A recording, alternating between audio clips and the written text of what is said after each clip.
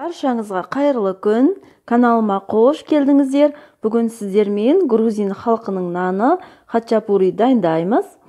Бұл хачапуридың аты мегрелский деп аталынады. Өте дәмді, жұмсақ болып шығады.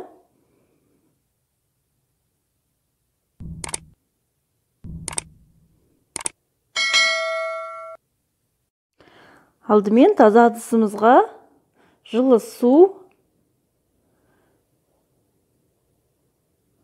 ашытқы, тұз, қант салып, шанышқымен араластырамыз. Толық құрамы мен мөлшерін видеоның астына қалдырамын. Мен ұнды електен өткізіп дайындап алдым. Ұнымызды осылай бөліп сала отырып, қамыр илейміз.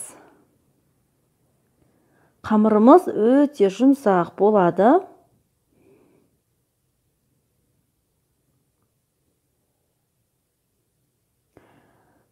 Артық ұн салып керек жоқ.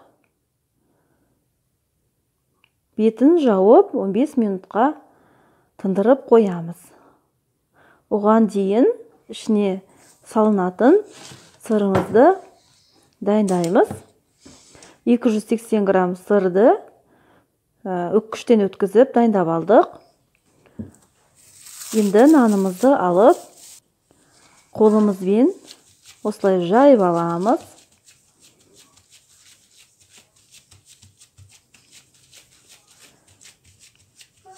Сіздер бұдан да көбірек жасағыларыңыз келсе, осы мөлшерді 2 есе қылып аласыздар. Енді үккіштен өткізіп алған сырымыздың жартысын саламыз. Нанымызды шетінен бастап осылай ортаға жинаймыз.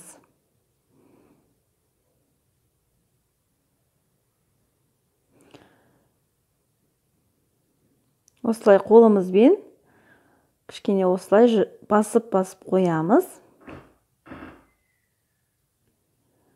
Енді пергаментный бумагамызға салып, оқтаумен жұқалау етіп жаямыз.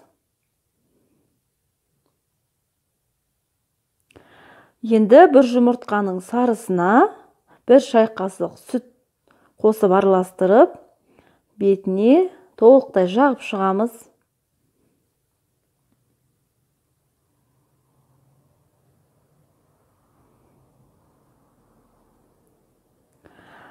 Енді сырымыздың қалғанын осылай бетіне себеміз.